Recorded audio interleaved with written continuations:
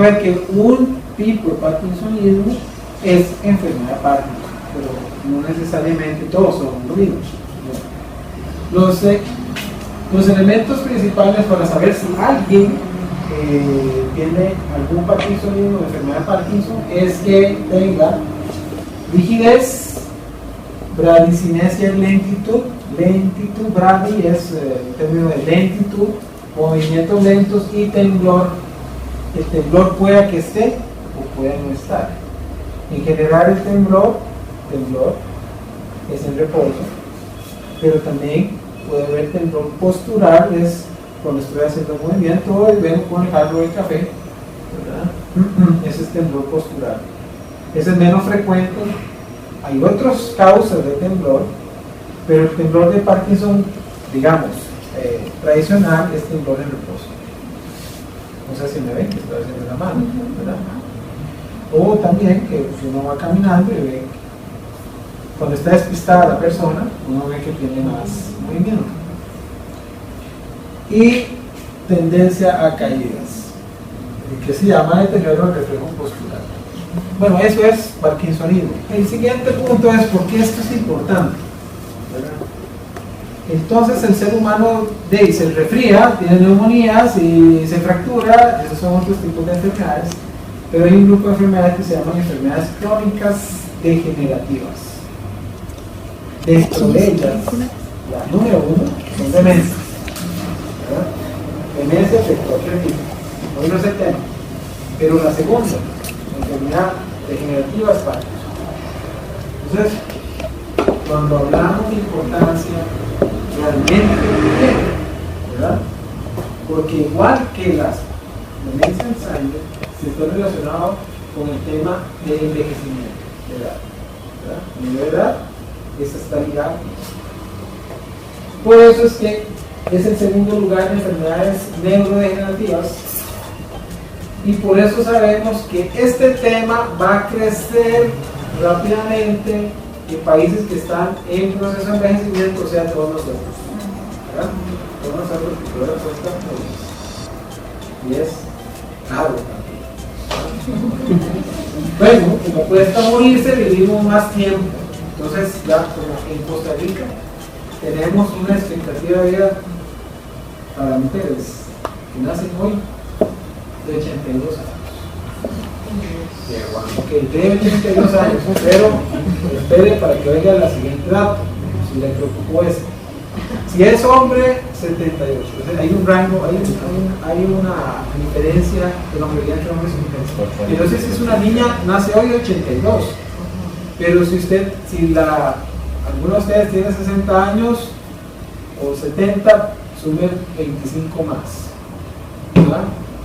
Entonces, la expectativa es expectativa de vida al nacer, pero también la expectativa de vida a los 60 también creció, y la expectativa de vida a los 70 también creció, y la expectativa de los 80 también creció, y la expectativa de 90 ha crecido.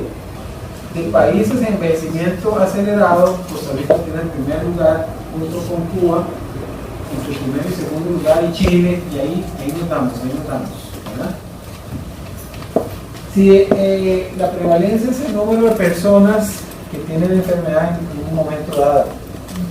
En las personas de 65 años, 2% y 3% mayores de 85. Pero, agrego ese dato. Que hace en el año 2007, del año 2007 al 2010, se desarrolló una investigación, digamos 2012, en Costa Rica, que se llamaba Plan Piloto para la detección de enfermedades degenerativas. Y encontramos, me tocó trabajar en eso, recién se acaba de ir el investigador principal, Minichi, que nos acompañó en el preliminar, pero salió corriendo. Costa Rica tiene la prevalencia conocida en la literatura más alta del mundo de Parkinson. Eso hay que terminar de afinarlo, porque era un plan piloto de una población de 500 personas en Santo Domingo de Heredia, población expuesta a pesticidas históricamente, de una región cafetalera. Ahora Santo Domingo, como muchas de las personas, se ha llenado de cemento, ¿verdad? Sin embargo, las personas que, digamos, 50 años atrás estuvieron expuestas a pesticidas. Y entonces encontramos la prevalencia de Parkinson en esa zona más alta que cualquier dato estadístico de la literatura mundial. Ahora, ¿será eso cierto para todo el país? No lo sabemos, pero es una llamada de atención de que algo está pasando y como comunidad interesada, ahora sí que tenemos que ir haciendo la fuerza nosotros de pedir a las autoridades en salud. Creo que eso es una cosa que hay que hacer para mí, todos nosotros, es empujar a seguir investigando el tema, porque si hay algo que nosotros podemos cambiar, hay que hacerlo. Y en esta población, nada más para contarles, se hicieron análisis de sangre de pesticidas, de sustancias todavía remanentes de 40 años atrás en sangre. Imagínense ustedes, y lo demostramos con pruebas de sangre que nos mandaron a Estados Unidos para que no vea que fue laboratorio malón, ¿verdad?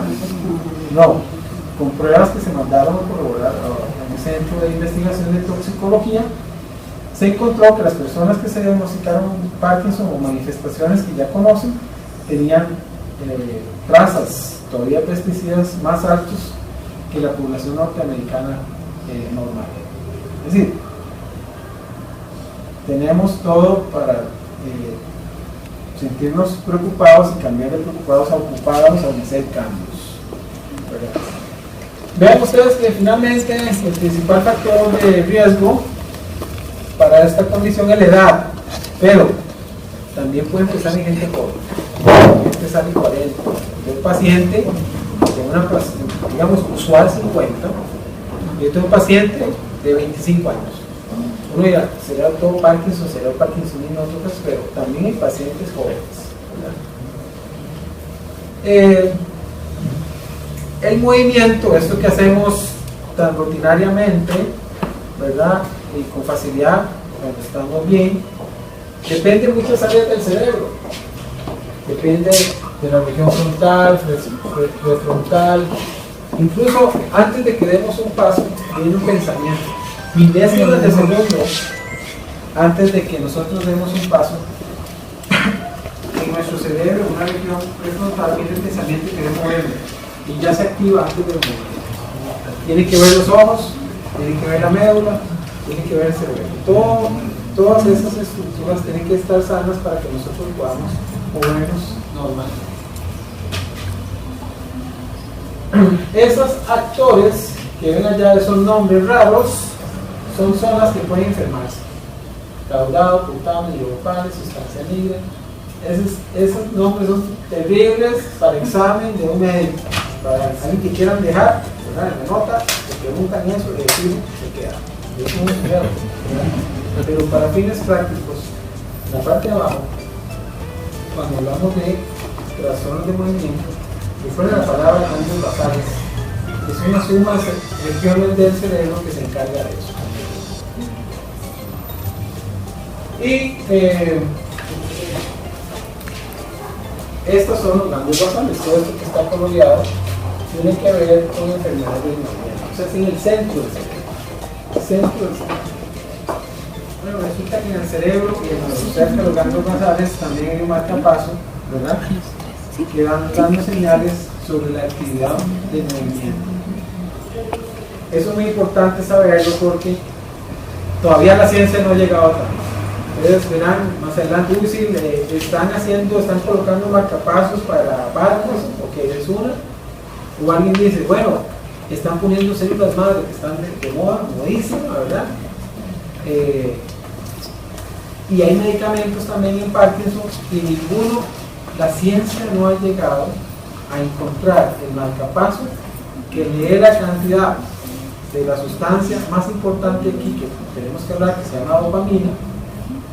Y normalmente nuestro cuerpo da la cantidad segunda a segunda. Tenemos que entender que aún la ciencia no ha llegado a encontrar la sustancia o la forma de dosificar al paciente de acuerdo a la necesidad, porque usted va a necesitar dopamina diferente. Si va a agarrar el bus o si va a ir al baño, es una cantidad de dopamina diferente, ¿verdad? Cuando tomamos dopamina es un estándar, no es exacto. Por eso entonces eso hay que entenderlo, que todavía no estamos en ese punto. Estas celulitas se llaman, las más importantes, se llaman células espinales. Entonces, ojo con eso. Yo quisiera referirme un poco al tema que está como de moda, ¿verdad? De células madre.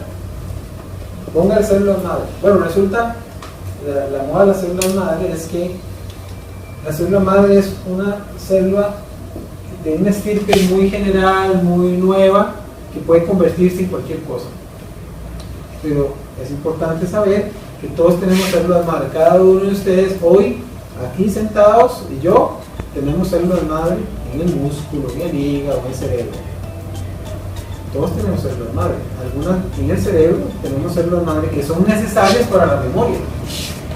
De hecho, todos los días aprendemos algo nuevo, aprendizaje, ¿verdad? Loco, ¿no? Un número de teléfono, o la imagen que vi es el bus, o cualquier otra información extra, rara vez que hay algo, ¿verdad? Entonces se requieren células madre que con un estímulo X se transforma en la célula necesaria que usted necesita. En el cerebro, en la enfermedad de Parkinson, se requieren esas células espinales, pero las células madre que se aplican, le inyectan y le cobran $10,000 o $20,000 o $50,000, no se transforma en nada de eso, porque todavía no se ha descubierto la señal para que esta célula madre, que de todas maneras usted ya tiene, se transforma en la célula que usted necesita. Bueno, si nos vemos aquí dentro de 50 años, ¿verdad? Si nos volvemos a ver acá, Fanny, usted anote la fecha, probablemente yo estaría diciendo dentro de 50, ahora sí, pasen por el frasquito del estimulante neuronal de células madre para células espinales. Ahora sí, pero en el hoy no, ¿verdad? En el hoy no. En el hoy, como no podemos darle las células espinales, que están enfermillas o no tienen ese estímulo, no podemos hacerlas, hay que dar dopamina. Hay que dar dopamina. Eso es para cansarlo, ¿verdad? Bueno, no, estas son causas de enfermedades parkinsonianas, no enfermedad de Parkinson. Vean la lista, todas estas. Vean, en primer lugar está enfermedad de Parkinson, pero vean que hay toda esta lista. Cuando uno tiene un paciente con enfermedad del movimiento parkinsoniano, debe pensar el médico especialista, será, no será, será, no será. Entonces, no todos los pacientes, personas con parkinsonismo es enfermedad de Parkinson. Claramente, la principal es enfermedad de Parkinson. Y vean ustedes que hay dos formas hereditarias y esporádicas, significa de que no hay ningún familiar, ¿verdad? No hay ningún familiar con Parkinson. Hay un Parkinson que es, ahora vamos a ver, de que todos los miembros de la familia tienen. Eso es Parkinson dominante. Vamos a ver, eso es clarísimo, ¿verdad? Para contarles que sí. Vean la lista. Incluso en enfermedad de Alzheimer, en avanzada enfermedad, pueden cursar con algunas alteraciones de tipo parkinsonianas. Y ahí la lista, ¿sí? ¿La ven ahí? Todo eso. De hecho, ahí en nuestro país, como dato importante, la enfermedad de Wilson, ahorita no sé el dato, pero somos como el país con mayor prevalencia de Wilson, si no es el primero o segundo lugar del mundo. Vean, ojalá le ganemos a México. Estamos también en primer lugar en eso, pero tenemos algunos primeros lugares no muy honrosos. Enfermedad de cobre que sucede en regiones San Ignacio de Acosta, Pérez de León, donde un tema de consanguinidad familiar, entonces un gen que se junta con un riesgo de otra persona familiar se junta y produce enfermedad de Wilson, que es un depósito de cobre en el cerebro, porque falta una enzima que desaloja el cobre, que todos tenemos cobre, pero lo vamos eliminando porque tenemos un sistema eficiente en el hígado, pero si eso falla por falta de una enzima de origen genético, se acumula, empieza a acumularse en diferentes sitios, uno es en el cerebro y entonces puede haber manifestaciones parkinsonianas, y no es Parkinson, sino una enfermedad de Wilson, ¿verdad? También El parkinsonismo, no enfermedad de Parkinson, puede ser dado por causas secundarias, un golpe. ¿A quién conocen con Parkinson por golpes? Mohamed Ali, ¿cómo se llama el nombre antes? Típico, ¿verdad? Parkinson se llama Parkinson pugilístico, ¿verdad? Por golpes reiterados, por ejemplo. Y ahí la lista también, una que vemos frecuentemente por daño vascular, porque se afecta una zona de los ganglios basales. ¿Se acuerdan de los ganglios basales? Los ganglios basales son irrigados por arterias muy pequeñitas, y si una arteria se enferma que está dándole irrigación a un ganglio basal encargado del movimiento, mira que entonces puede darnos un Parkinson vascular, una enfermedad de Parkinson. Lo otro es que la lista de medicamentos inducidos por drogas es bastante grande. O sea, hay medicamentos como todo en la vida, buenos por una cosa y malos por otra, arma doble filo. ¿Qué más decimos? ¿Qué más decimos? Por hacer una gracia, hacemos un saco. Bueno, hay algunos medicamentos que se usan con algún fin, con algún objetivo, pero que nos puede dar manifestaciones parecidas al Parkinson. Aldol, neurolépticos, antieméticos. Antes se usaba mucho Placil, ¿se acuerdan de Placil? Producía un montón de trastornos, y todo esto es más frecuente a mayor edad. Usted se fija en la cédula que está gastada, más cosas le puede pasar con medicamentos, ¿verdad? Anticonvulsivantes, amiodarona, y son medicamentos que usamos frecuentemente. Entonces, no para que salgan corriendo a ver qué tienen, pero siempre efectivamente es importante estar, cuando alguien tiene un trastorno de movimiento, revisar medicamentos, porque a lo mejor es un parkinsonismo corregible. De hecho, dice, ¿hay parkinsonismo corregible? Pues sí, se puede curar, porque si era por un medicamento y lo quitó, desapareció el problema.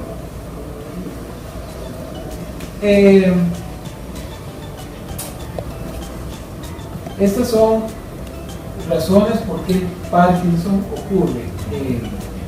Eso es una tablita de escuela. Entonces, ¿cuál es el primer paso para saber si alguien tiene Parkinson? Y eso podría ser una buena campaña, sobre todo a médicos generales. En ese estudio que les conté, los pacientes que detectamos con Parkinson en la atención primaria, el 90% no sabían que tenían. No era que por primera vez iban a consulta, de todos los años los veían. Pero no fue por una campaña y por una estrategia de hacer diagnóstico temprano que se encontró el diagnóstico. Entonces, el primer dato es tener lentitud y más, al menos una de rigidez, temblor e inestabilidad. Por supuesto, si tengo cataratas, esa no se vale. O si tengo un problema en el oído y vértigo, esa no se vale. O si tengo una enfermedad del cerebelo con un daño vascular, esa no se vale. O tengo una neuropatía y camino mal, ¿verdad? O un problema de médula, ¿verdad? O tengo una cadera mala, esa no vale para decir que el problema de inestabilidad es por Parkinson. Luego los médicos siempre queremos saber si quitar otras causas, que es en la lista, ¿verdad? Y siempre ayuda a saber en la enfermedad de Parkinson, usualmente, y cuando no es así hay que poner atención, usualmente empieza de un lado o del otro. Yo no le puedo decir si derecho o izquierdo más, ¿verdad? Yo he visto de todo. Pero lo usual es que empiece de un lado, y eso es una marca para saber que estamos apuntándonos a un diagnóstico. Y suele pasar del otro lado, pero siempre predomina un lado enfermo, ¿verdad? Lo otro que ayuda al diagnóstico de saber si es enfermedad de Parkinson o es Parkinsonismo es que, hay más sillas, es que si se usa dopamina, mejora. Responden a la dopamina, el paciente que tiene enfermedad de Parkinson. Otros Parkinsonismos no mejoran o a veces pueden empeorar otros tipos. Otra forma de saber que estamos en el camino correcto es una enfermedad muy lenta, súper lenta, ¿verdad? 10 años, 15 años, 20 años, ¿verdad? Y cuando la levodopa, que es el medicamento fundamental histórico, o sea, digamos que en 30 años se ha probado uno, otro, todo lo que usted se imagina, y siempre el gold estándar, que significa el medicamento de base, el mejor conocido posible, sigue siendo levodopa, aún insuperable. La cosa es que hay que saber usar, ¿verdad? Porque una de las cosas que le pasa al paciente con Parkinson es que la levodopa puede darle problemas de disquinesia, ciertos trastornos de movimiento asociados, y entonces si eso sucede, ayuda a saber que sí es un Parkinson, pero también ayuda al médico a saber que hay que hacer cambios. Y es todo un arte. Ya ustedes saben que, no sé, no les puedo ratificar el dato, ¿verdad?, de que seríamos el país con mayor Parkinson del mundo. Bueno, hay un dato plantiloto que indica que estamos en problemas, ¿verdad? Con una data que dice 4 veces más de lo conocido. Pero recuerden que es en una zona, no es todo el país, ¿verdad?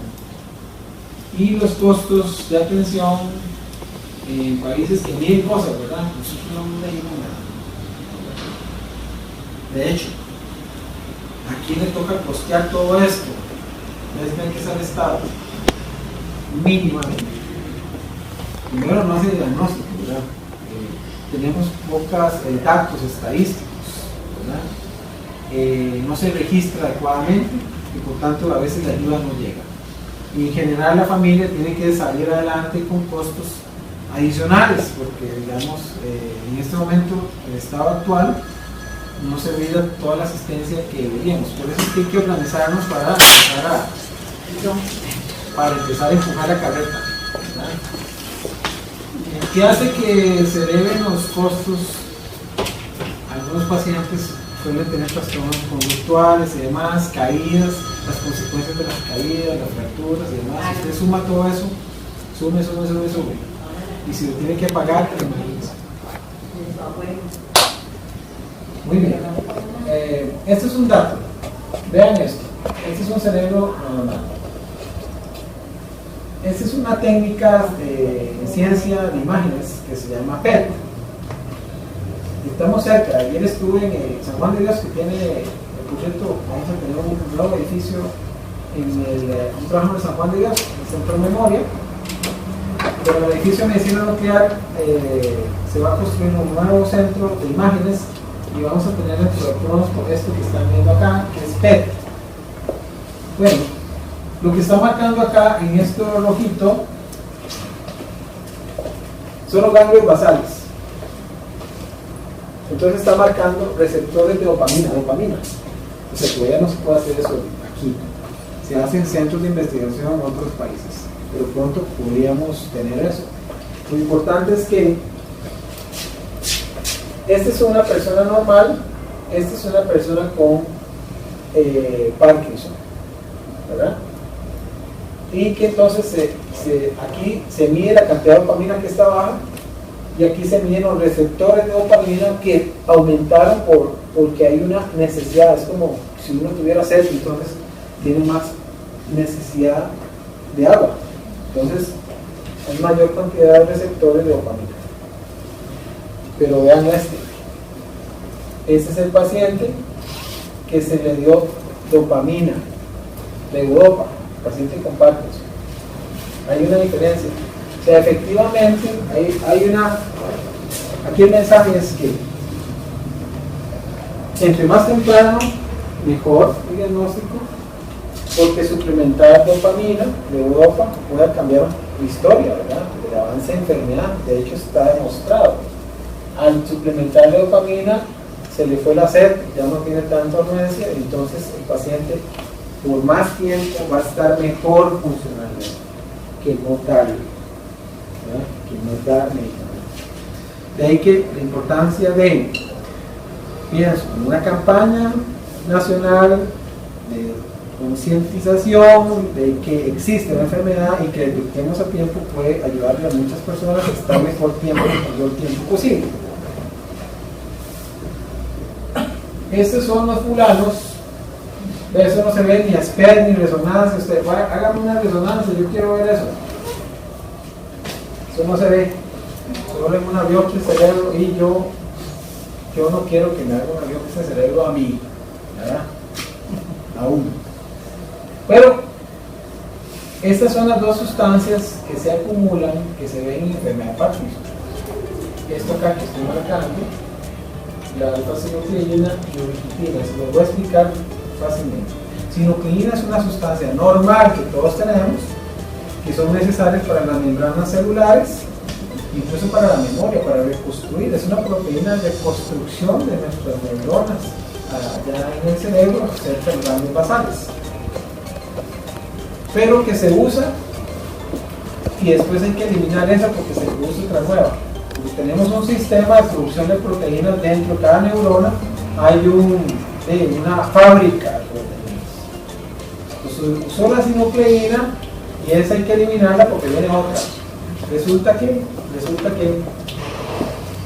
si esa sinucleína cambia forma por alguna razón que ahora vamos a explicar, ya no se puede deshacer de ella, se pliega, cambia forma, entonces se acumula en estos cuerpos rojos. Bueno, ahí no está rojo, que tenemos cuerpos rojos, cuerpos de Lewy, y que es el acúmulo de alfa-sinucleína. O sea, explico de nuevo, la alfa-sinucleína no es mala, lo que es malo es que se acumuló porque no nos pudimos deshacer de ella.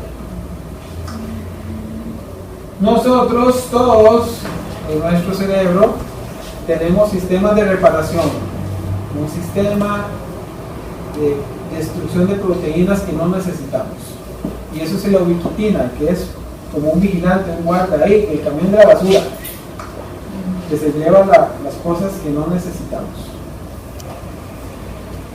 Pero cuando no se puede deshacer de ella, se llenó el camión y se rebalsó y se quedó varado de tanta carga de basura, se quedó estacionado y nunca se pudo ir al relleno sanitario, ¿verdad? Y se quedó, y esto es lo que se ve. Ubiquitina es camiones cargados de proteínas que no pudimos deshacernos de ellas, y eso es básicamente lo que pasa en enfermedad de Parkinson, ¿verdad? Y entonces uno dice, bueno, ¿cómo hago para mejorar y llevar?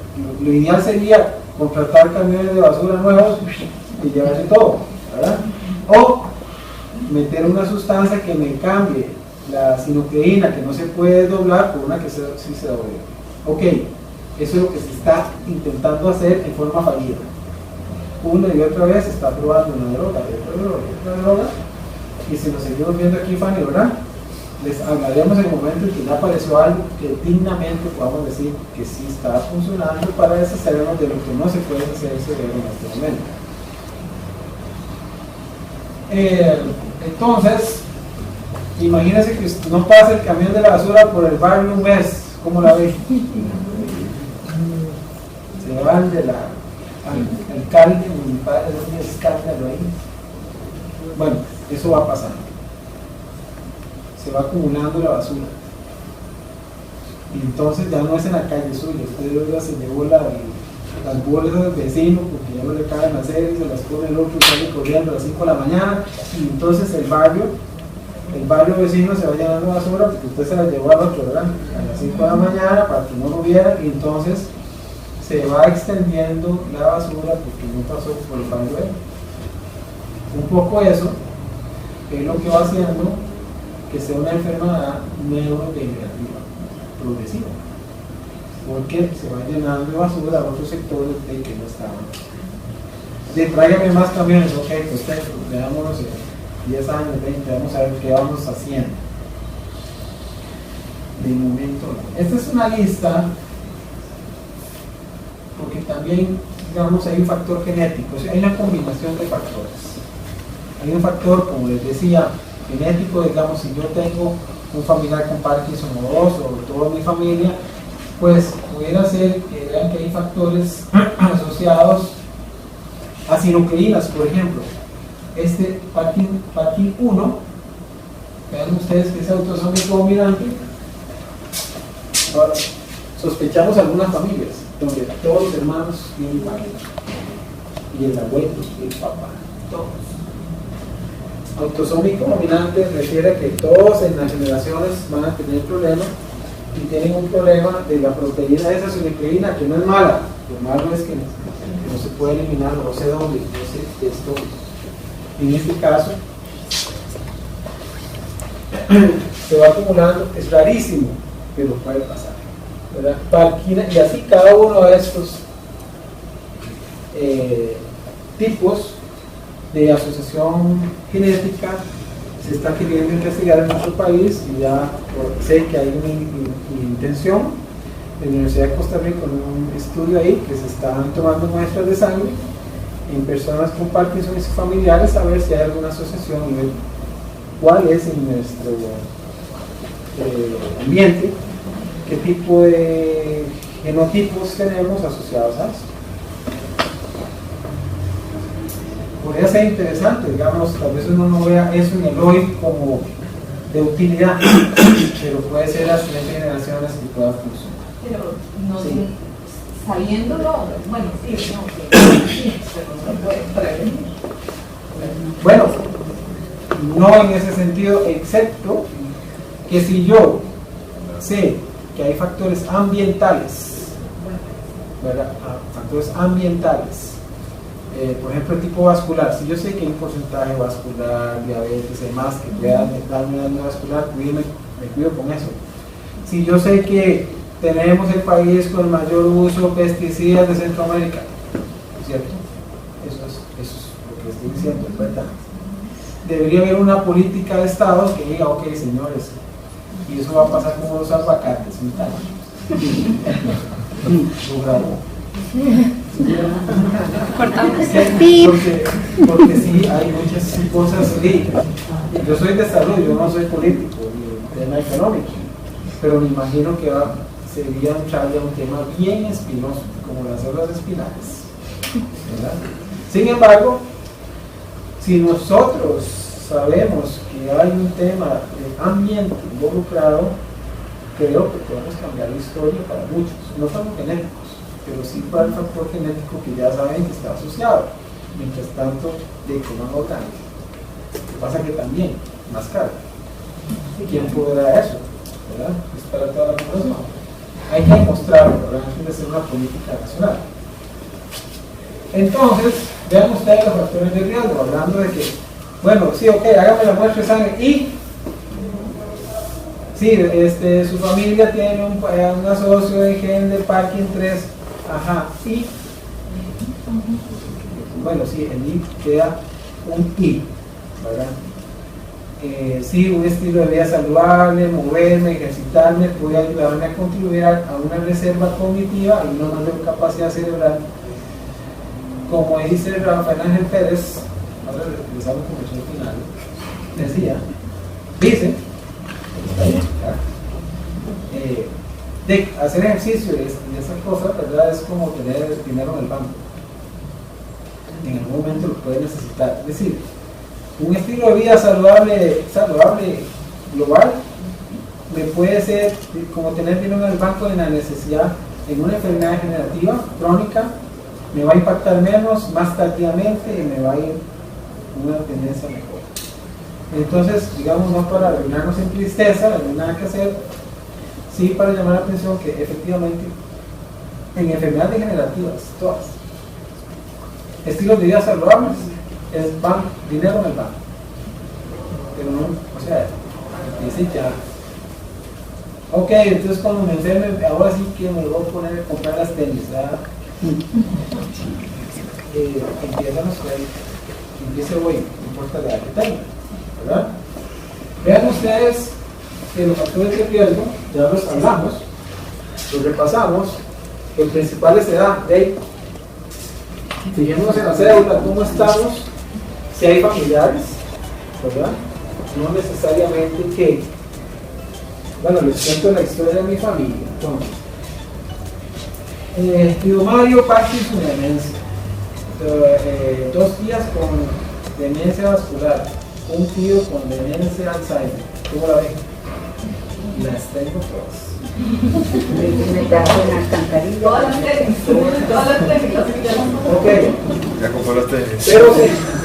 pero no significa que porque tenga esa historia, ¿verdad? A menos que sea algo dominante, ¿verdad? Todos los dicen, todos mis hermanos, todos los tíos, y todos los de ellos, es otra cosa. Pero si yo tengo un familiar con eso, no es entrar en pánico, digamos, es un factor de riesgo no determinante, pero está. Pero uno debería ser algo, digamos, ante una situación de esas. Aparte de la vida saludable, sí, eso. algún examen de sangre. No, nada. Porque igual el examen de sangre no te cambia la historia. Lo que cambia la historia de avance de enfermedad es tu estilo de vida. En este en particular. Ahora, ok, si nos volvemos a ver aquí en 100 años, ahora sí que les puedo decir, ok, pasen a tomarse la pastilla de modificación de genes, ¿verdad? Libre para sus hijos. Digamos que terapia génica es algo que viene en 100 años. Es decir, uno ya puede mandar una señal a los genes para que altere, se llama epigenética, o sea, no todo está escrito, usted puede intervenir, no en el hoy, ¿verdad, señores? No en el hoy, no en el hoy, hay que tener paciencia, tengan amigos, esperemos un poco, ¿verdad? Pero probablemente eso va a ser, van a acabar con los médicos, nos vamos a desaparecer. Somos una especie en extinción. Dentro de unos 100 años.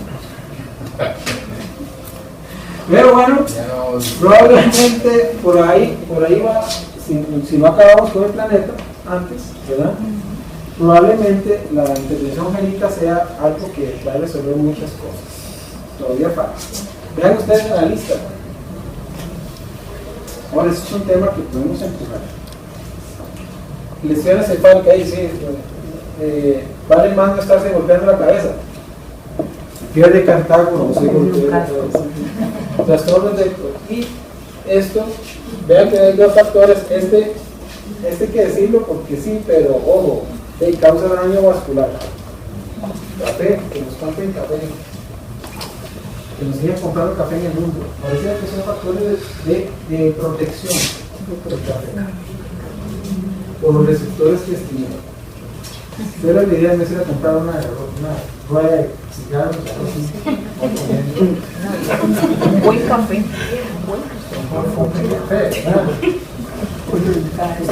Entonces, vean ustedes que aunque hay factores genéticos que desconocemos, yo las tengo todas, ustedes ya saben, Parkinson, Alzheimer, vascular.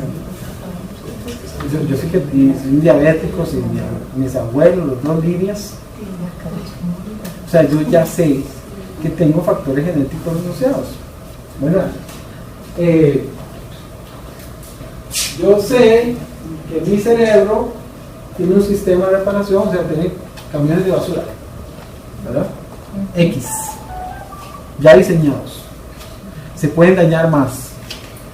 Se pueden dañar los camiones de basura, ¿qué? Porque usted nunca le cambió las llantas, ¿verdad? Y no arregló la calle frente a su casa, le dijo vidrios, entonces se estallaron los... O sea, los camiones de basura que ya vienen establecidos genéticamente se pueden dañar por el estrés oxidativo, disfunción mitocondrial y toxinas. Ok, ¿qué es eso?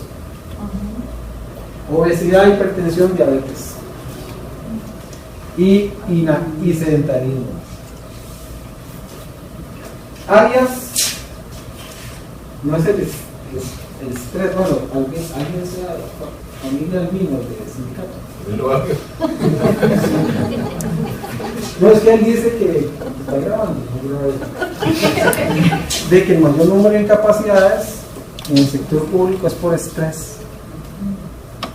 Bueno, no. Dejémoslo. No, pero este no es el estrés de albino. Este es el estrés oxidativo con enfermedades otras, ¿verdad? Obesidad, sedentarismo, hipertensión, ¿verdad? Que genera que se acumulen, veámoslo así, el oxígeno nos da vida, pero nos oxida. Dicen, nosotros vivimos por oxígeno, pero ve cómo está la manzana, la parte de la mitad, ahora que pone un aguacate y le quita las semillas y se pone negro, se oxida. Nosotros todo el tiempo nos estamos oxidando. Uno puede aumentar la oxidación por el estrés oxidativo, pero es como si tuviéramos una semilla de aguacate en nuestras células. Tenemos sistemas de reparación, de acúmulo de sustancias oxidativas que nos defienden. Okay. Pero esta parte no la conocemos. ¿Cómo estamos genéticamente en cuanto a camiones de basura y de reparación? Pero nosotros le podemos meter más carga de daño a esos sistemas por el estrés oxidativo. Disfunción mitocondrial típico de pesticidas y herbicidas. Se daña el sistema de reparación mitocondrial. Entonces, ya usted venía con algún problemilla. ¿Quién me ve esto? Y la genética que desconocemos nos da disfunción, acumulación de proteínas, ¿se acuerdan? Sinucleínas, y lo multiplica y empieza a manifestarse la enfermedad. ¿Verdad? Es como la suma de cosas. ¿Cuál es el peso de una y otra? No lo sé. ¿Verdad? Cada caso es diferente. ¿Verdad? Entonces ya sabemos que tenemos un sistema de reparación, problemas de transporte, camiones de basura, y el hombre que le lleva la basura al vecino, por eso se fue, sin ningún técnico hace. Entonces, cuando viene la enfermedad, llamemos hoy enfermedad de Parkinson, ¿verdad? Hay una parte que es presíntomática. Que dicha que vino, le estoy defendiendo. Muchas gracias.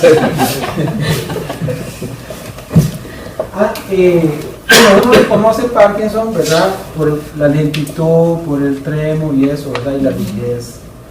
Pero antes de esos síntomas está una etapa que se llama presintomática.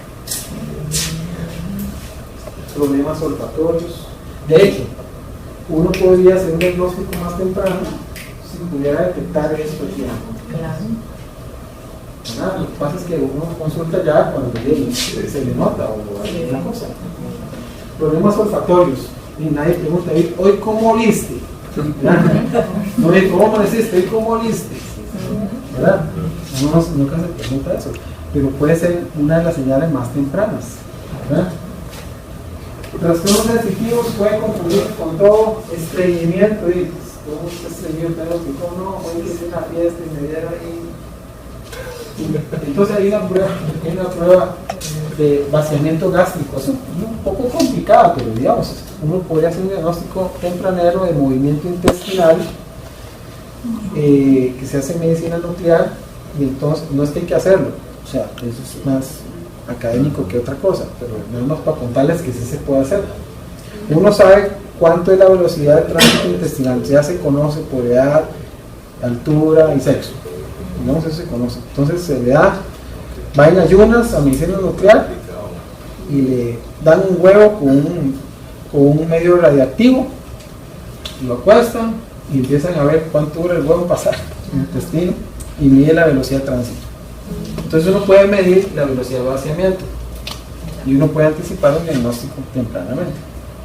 O que hagan fila, comerse el huevo en medicina nuclear, o sea, eso no se hace. Pero nada más les cuento eso. ¿Cuánta gente tiene trastorno de sueño? No es que tiene toda la vida que no duerme. No, ese no se vale. Es el que está teniendo problemas del sueño, y no por problemas, porque ahora tienen por problemas externos, todo el mundo tiene problemas de sueño. No, alguien que tenga un problema de sueño nuevo, que está teniendo, que se despierta, ¿verdad? Puede ser una manifestación temprana. O tener problemas de memoria y demás. Digamos que esa es la etapa presintomática. Y la etapa sintomática ya la vimos. Esto que quise que se viera, pero que no se ve, ¿verdad? Es que en la enfermedad de Parkinson, cuando ya hacemos el diagnóstico, porque camina lento, tiene un tremo y todas esas manifestaciones, probablemente ya han pasado 10 años de la enfermedad presintomática. Entonces, que con esto la tendencia del mundo, y hacia eso va la ciencia, es anticipación, porque entre más se anticipe uno puede encontrar que los medicamentos funcionan mejor. Y en el momento en que en la ciencia encontremos las formas de anticipación de forma barata, porque eso sí se hace en centros de investigación. Yo estuve en enero pasado, un edificio de 7 pisos, ahí nunca se ve la boca, ¿verdad? De admiración. Ahí sí que hacen de todo, pero eso en salud pública es imposible. Pero la ciencia va en ese sentido. Si uno puede anticipar al diagnóstico antes de las manifestaciones visibles, entonces sí se pueden empezar a probar medicamentos acá. La ciencia de hoy, se están probando medicamentos cuando ya está el síntoma. El reto del futuro, ahora sí, Frank, pon ahí, nos vemos en 20 años, nuevamente. El reto del futuro es probar medicamentos cuando ya hay enfermedad sin manifestaciones. Ese es el reto. Y entonces, probablemente, yo creo que vamos a ver mejores resultados de los que hoy tenemos. Por eso es que estamos pegados en encontrar cosas más valiosas de las que hay hoy. Esto es lo que les contaba, para aquello que no les miento, un sistema nacional costarricense de detección temprana de enfermedades neurodegenerativas. Es el primer programa del mundo diseñado para hacer diagnóstico temprano del Parkinson y demencia, que se hizo en Santo Domingo de Heredia, fue exitoso en plan piloto, y ahora estamos impulsando de encontrar fondos internacionales porque estamos quebrados, el país, no hay dinero para investigación, estamos buscando esfuerzos para seguir ese camino que nos dio la luz sobre los pesticidas, ¿verdad? Estuvo la investigadora acá, ¿verdad? Que conoció a Fanny, Ineke Paisley, unas investigadoras, directora del Instituto Regional de Toxicología, ¿verdad? Es un centroamericano que investiga temas de estos que les comento. Este señor es el doctor Juncos, es el presidente, el chairman de la Asociación Panamericana de Estación de Movimiento. Dice que nos quiere ayudar y que está impulsando la creación del capítulo de la Asociación de Personas de Movimiento de Centroamericana. Él es el jefe panamericano, entonces está apoyando a Centroamérica para formar, y entonces inaugurándonos, y ya nos fuimos a primera división, ¿verdad? Y este es Kyle, que es un epidemiólogo de la Universidad de Emory, que es el investigador principal epidemiológico, y él es un buscador de tesoros, de fondos del Instituto Nacional de Salud de los Estados Unidos, que fue el que patrocinó esto, y ando buscando fondos, y le han dicho no 6 veces, porque es mejor gastar dinero en los norteamericanos que en latinos. Lo resumo así. Hay que seguirnos convenciendo de que tiene sentido hacerlo, ¿verdad? Bueno, y este era cuando yo no tenía el pelo blanco, ¿verdad? Bueno, en ese estudio fue lo que ya les conté, el sistema de detección. La clave aquí es cómo anticiparnos, y entonces lo que se está tratando de probar son medicamentos de protección. Significa cómo botar la basura o cómo llevar más camiones de basura para que no se acumule la sustancia y la ubiquitina no se acumule, ya ustedes saben. Bueno, eso es lo que se está tratando de hacer, y esta es la lista de todas las investigaciones. Estas son personas que se prestaron para investigar si estas sustancias de protección funcionaban, 801, 54, 101, 121, Sume. Ese es el nombre de investigaciones. Esta es la sustancia que se usó. Ahí sigue la lista. Bueno, al día de hoy, más de 5.000 personas, no en nuestro país, sino en países en que sí se puede hacer, se aprobaron diferentes agentes de nutrición y ninguno definitivo. Es decir, que todavía hay que aprender más. O sea, no se ha encontrado esa fórmula. Por si alguien me dice, no, esto le sirve para... Oh, eso es ciencia demostrada. Todavía faltan pasos. Como todavía faltan pasos,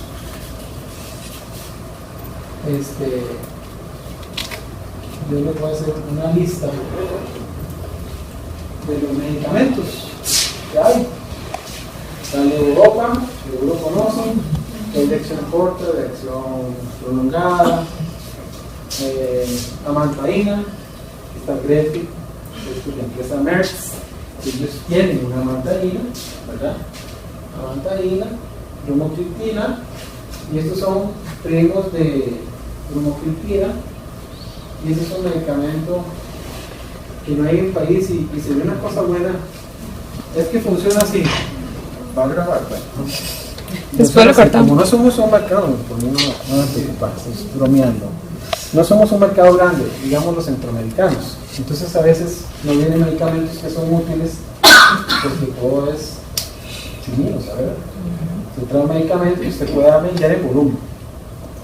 Bueno, un medicamento que puede ser útil está a proporción subcutánea, no sé si empresa tenía, ¿verdad?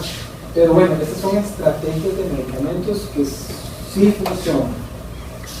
Claro, ninguno no son camiones de basura, ¿verdad?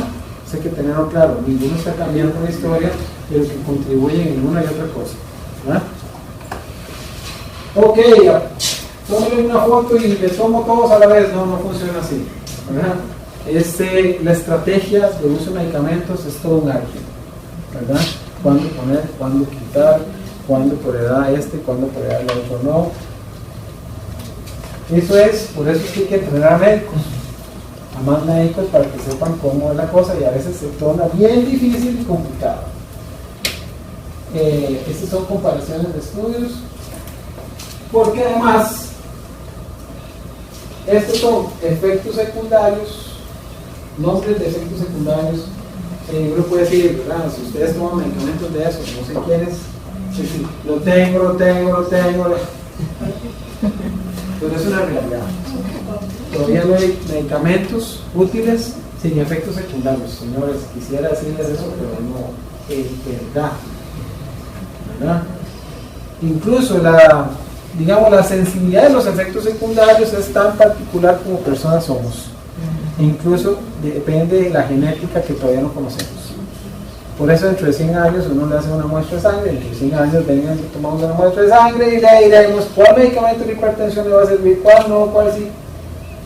Todo eso lo podemos saber y cuál le va a caer mal, porque todo va a ser evidenciado por, marcación genética. Por eso vamos a desaparecer los médicos. Star Trek, ¿verdad? Eso le pasa a uno. Ese médico era tantísimo. ¿Quién veía Star Trek? ¿Cómo se llama el médico? Que era medio raro, medio raro. Bueno, entonces él pasaba un escáner ahí y ya sabía que tenía. Apretaba otro botón y ya se curaba. Callaron, imagino que ya sabes. Sí, bueno, pero no estamos ahí. Estamos en la era de los medicamentos. Hoy es el hoy. Hoy es la lista. Vean los porcentajes de efectos secundarios, ¿verdad? 36%, 32, 9 alucinaciones y un medicamento, una cosa, otro. Y yo siempre digo a los pacientes, bueno, vamos a usar el medicamento lo mejor posible, que yo creo que le va a servir, pero solo hasta que crucemos el río vamos a ver qué hay del otro lado.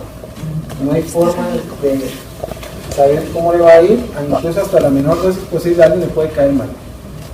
Pero hay gente que se va bien, ¿verdad? Eso es así. Entonces, no es fácil de eso de memoria, lo que quiero decirles es que eso es parte del arte que hay que quitarle razón. De tal manera que en esta lámina lo que podemos decir es que con todo eso que ya saben, espero que haya sido útil, ¿verdad? Es que sigue siendo la dopamina el medicamento estrella. Todavía no hay una dopamina que tenga marcapaso, ¿verdad? O sea, no hemos podido, digamos, no tenemos accesibilidad todavía a uso de medicamentos que tengan inteligencia de saber cuánta dopamina necesita en este instante, ¿verdad? Y después, cuando hablamos de Parkinson, hablamos de fluctuaciones. Entonces, podemos decir, la tengo, no la tengo, si lo he visto en mi familiar o como un paciente si lo he tenido. Amanece congelado, amanece impuesta en la mañana, o queda congelado en la noche. Congelado es muerte, ¿verdad? O cuando me tomo la dosis de levodopa a las 2 horas, empiezo a tener movimientos, ¿verdad? O me pongo tieso. O fluctuaciones paradójicas es que me tomo la levodopa y en lugar de mejorar empeora el inicio. Eso es paradójico, no lo esperable. Pero con la vista es que no es que va a pasar todo, es que hay que saber que es parte del oficio. Y entre mejor conozcamos del asunto, mejor puede el diseñador de medicamentos y orden y ¿verdad? Que es el médico utilizar, subir, bajar la dosis, etc. Las disquinesias son esos movimientos, digamos, como lo que yo hago hoy, esos movimientos disquinéticos. Poner ropa en el máximo del pico, o se enciende o se apaga, yo digo, ¿verdad? Está encendido o apagado, o el dedo gordo que se hace con la mañana, un calambre, a veces se confunde con distintos. Las tengo todas, yo no sé, pero puede tener una mezcla de cosas, ninguna, una temporada una y otras, y entonces tiene solución en cuanto al reajuste de medicamentos y agregar cosas, quitar cosas, incorporar otras y demás. En la seguridad social no hay todo lo que uno quisiera que hubiese. O sea, si yo tengo el armamentario aquí, ¿verdad? Está con la gaveta y tengo todas estas armas, yo que soy neurólogo quisiera tener más armas en seguridad social para poder incorporar cosas que a veces no hay. Esa es una lucha de una asociación. Digamos, tener más armas en salud pública con las cuales el médico que le corresponda, ¿verdad?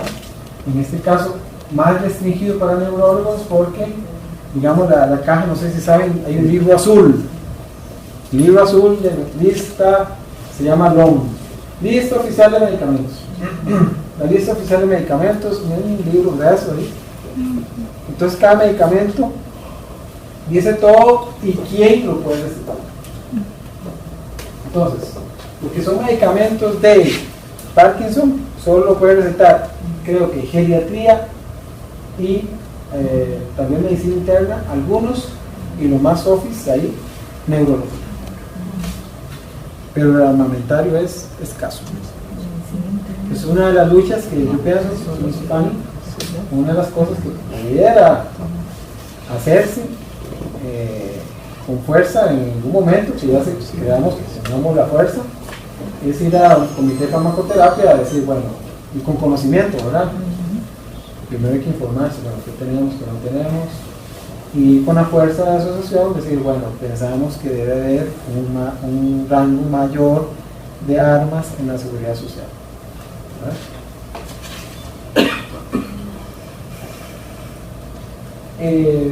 Estos son otra lista de medicamentos. Y las disquinesias tienen solución, incorporando cosas, bajando dosis, ¿verdad? Esas son alternativas. Esta es la última lámina, porque entonces también se pone de moda. Y cirugía de Parkinson. ¿verdad?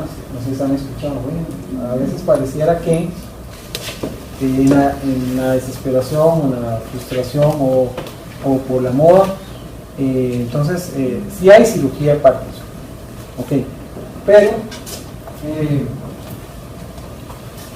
para pacientes cuando han respondido al robot no supera al mejor paciente tratado. Digamos, cuando uno va a pensar en cirugía de Parkinson, tiene que haber pasado el filtro de haber explorado la mejor medicación posible y combinada y con todas las armas posibles. Pero si tú en la gaveta solo hay 2 pastillas, entonces no se vale, ¿verdad? Si en Costa Rica se está haciendo cirugía de Parkinson en el Hospital México, ¿verdad? Pero no en el contexto de una unidad de Parkinson.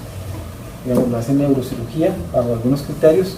Hay que crecer eso. De hecho, la Asociación del Parkinson Internacional quiere apoyar a Centroamérica en capacitar a neurólogos y cirujanos en este tema, en crear unidades de Parkinson, ¿verdad? Hacia eso nos dirigimos en esta buena noticia. ¿Y qué esquiva la operación?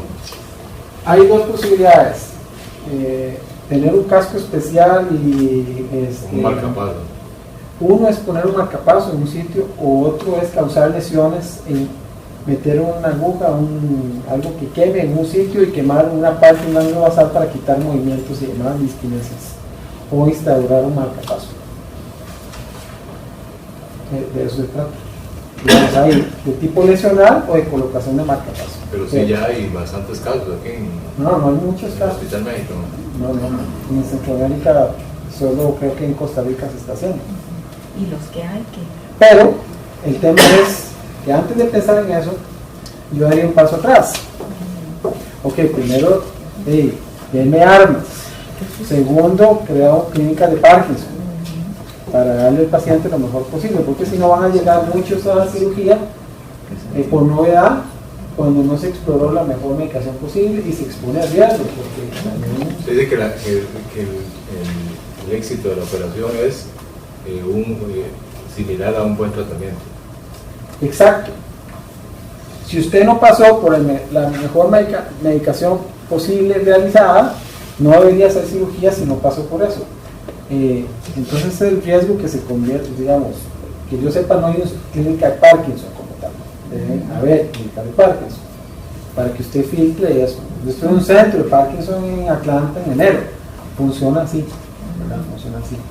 Porque también el paciente con cirugía X es corto tiempo y luego tiene que devolverse un paciente a que lo siga viendo el neurólogo, porque el efecto positivo puede ser transitorio si no se hizo adecuadamente.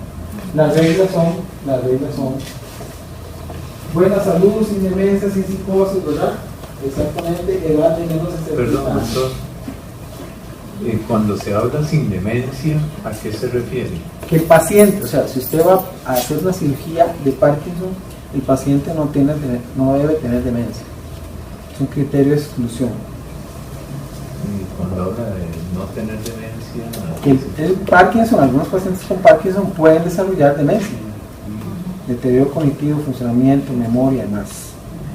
Bueno, para cirugía es criterio de exclusión eso, incluso la edad, ¿verdad? Entonces, nada más un tema lateral, es que mi papá, que tiene paciente de Parkinson, tiene una hernia en la parte lumbar. Le van a operar en enero de la hernia, pero los cirujanos, digamos, no contrarrestaron que probablemente la parte de recuperación iba a ser muy difícil para una persona con Parkinson. Entonces también es algo que se puede formar a cirujanos al respecto. Por dicha se detuvo la operación, al final igual continuó, digamos, como ha estado. Él decidió que no se iba a operar, pero fue hasta que le hablamos los familiares a los cirujanos y vimos cómo sería una persona que está constantemente temblando después de una cirugía de este tipo. Entonces no sé si eso también es como un punto, digamos, al que se puede apuntar con la asociación, de pensar en que hay que formar cirujanos para que sepan cómo tratar a estos pacientes. bueno, yo no tendría tanta esperanza de formar cirujanos, porque ellos están en lo suyo haciéndolo bien. Es integrar equipos, digamos, que un paciente pase previamente por una opinión de un neurólogo, un pediatra, antes de la cirugía, para, claro, no una interconsulta de un año después. pero digamos, no pensaría tanto, sino sensibilizar a los cirujanos de que si tiene paciente así, pregunte, ¿verdad? Y capacitamos a nosotros para que haya unidades integradas, ¿verdad? Interconsulta rápido, no intercita un año después, ¿verdad? Dando vueltas ahí. Sí, absolutamente. Bueno, ahí terminamos. Este es el primer round de 30 años más. Yo pienso que hay mucho por hacer, ¿verdad? Hay mucho que aprender. Fanny. Muchas gracias.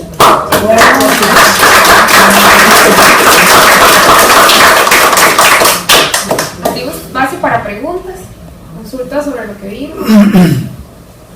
Doctor, usted habla de que la levodopa, digamos, la dosis que uno se va a tomar, ¿verdad? Es dependiendo, digamos, de la actividad. Algo le comprendí así. Como decir, si, bueno, mi esposa se levanta en la mañana, se toma, si la dosis es un cuarto de pastilla y va a tener una mañana normal, o si esa de mañana tiene que salir soplada para San José y presa y todo, puede variar la dosis, depende. No hagamos eso porque se nos hace un enredo, ¿no? Sino que el marcapaso que tenemos en el cerebro, ese sí sabe cuánto dopamina necesitamos. La pastilla no sabe eso. Nosotros tenemos que dar la pastilla la menor cantidad posible de dopamina útil. No que el paciente esté perfecto, ¿verdad? Tal vez quisiéramos eso. La menor cantidad posible que lo tenga usted bien con el paciente. ¿Qué es bien? Decir, ¿qué es lo mínimo? Yo, por ejemplo, me tomo un cuarto, trato siempre lo mínimo, ¿verdad? Un cuarto en la mañana cuando me levanto y otro cuarto, a veces perfecto, hasta las 2 de la tarde o eso. ¿Es una dosis muy baja o...? Bueno, así como se pone el acento que es muy bajita, ¿verdad? Lo otro es que hay que comprender que los medicamentos se tragan, se absorben, pasan al hígado y se van eliminando progresivamente. Eso se llama vida media. O sea, no se vale hacer como si va a haber nubes, ¿cuánto me tomo? ¿Verdad? El cerebro necesita una cantidad de dopamina mínima posible, ¿verdad? Si con la media suya usted está bien, ¿qué es bien? Viera que eso es una percepción personal. No me quedo frenado, me muevo ágil, no me quedo congelado en las puertas. O sea, sí, cada paciente es una historia. El estar, digamos, luego de la gimnasia o eso en la mañana, si se siente un poquito agotado o algo, eso es una señal de que deba levantar un poquito más la dosis. Podría ser que se esté quedando corta, creo que la dosis está muy pequeña, pero eso es individualizado. ¿Cuánto es el máximo que debe tomarse de dopamina? Ok, no hay un máximo, pero tenemos que tener claro lo siguiente. Eso es como un boomerang. La dopamina, entiendo yo, y lo que yo he visto, da una sensación de bienestar, da una sensación de querer tomar más porque la verdad que uno se siente bien. Bueno, yo no he tomado dopamina, pero sé cómo funciona y sé lo que me expresan los pacientes. Entonces a veces hay bandidos que toman más y más porque hace sentir bien. Si uno se pasa la dosis, por un tiempo le va muy bien y se siente muy bien, pero después empieza a tener disquinesias. Entonces, ¿cuál es la dosis máxima? No hay una dosis máxima como tal, pero ya yo me preocuparía 400 para arriba. O sea, si está tomando más de 400, ojo, ¿verdad? Se encienden las luces, no significa que sea malo. 300 miligramos. Si es de 125, no sé cuánto, digamos. De 250. 250. 250. ¿Cuántas? ¿Dos? 3. No, más bien 4 horas.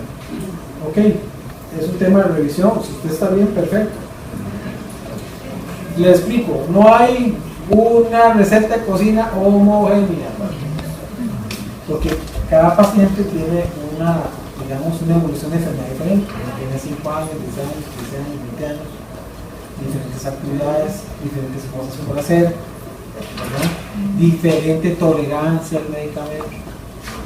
Entonces hay que irse ajustando en el 1 a 1. Doctor, disculpe, ¿y en qué afecta el tomar una dosis baja, digamos, si es tolerable una 3 cuartos, digamos, al día, si lo pasas con 3 cuartos bien? Maravilloso. No afecta en nada físicamente ni nada, la enfermedad no va a avanzar más rápido, ni mucho menos. No. O sea, tampoco ponerse escaso y agarrado. No, o sea, no. Si su cuerpo le está pidiendo más, denle más. ¿Verdad? Porque vieron una imagen del PET, ¿verdad? Sí. Usted necesita la dopamina, la que necesita. Todavía no se ha descubierto como ese termómetro que uno pueda decir, bueno, usted, doña María, necesita tanto y usted Sí, no existe eso.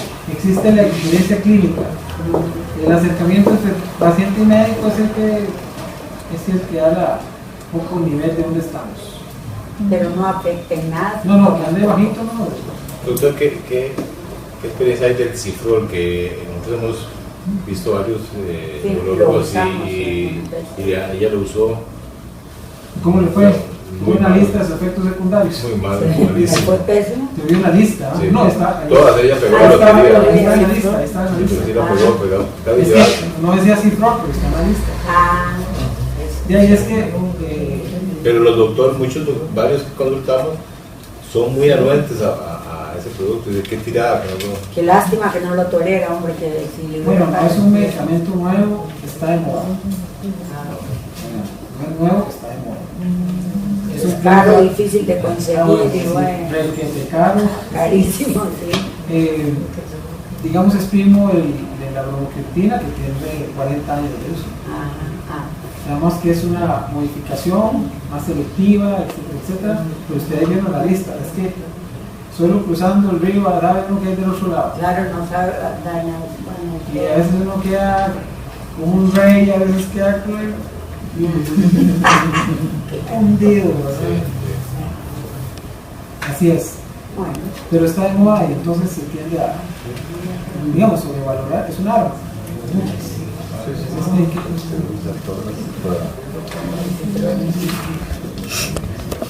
Vean, no dejen, no voy a hablar por Fanny, pero digo, no dejen de venir. Hay luchas que hay que generar. Las luchas, la asociación no soy yo, no es Fanny, es ustedes. Inviten a más gente. La próxima es para, vamos a trabajar los últimos miércoles de cada mes. Entonces la próxima es para el 29, miércoles 29 de julio. de julio. Ok. Igual nosotros mandamos la invitación por Facebook, tratamos de mandar información por correo. Hemos estado subiendo boletines, ¿verdad? Con información básica.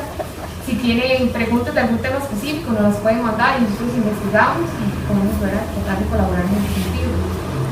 De igual manera queremos tratar de reunirnos antes las personas que están interesadas en formar parte de la asociación, ¿verdad?, propiamente, y de formar activamente grupos y demás. Entonces que se acerquen a nosotros porque también queremos reunirnos con esa gente específicamente para empezar a generar la lucha.